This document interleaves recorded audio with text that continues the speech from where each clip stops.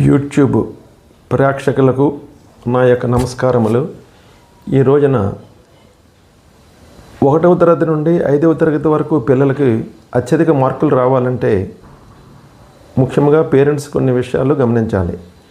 అవేంటంటే, పిల్లలు స్కూల్ నుండి ఇంటికి వచ్చిన వెంటనే బుక్స్ ప్రక్కన పెట్టేసి ట్యాబులు తీసుకొని వాళ్ళు ఎక్కువ టైము గడిపేస్తుంటారు.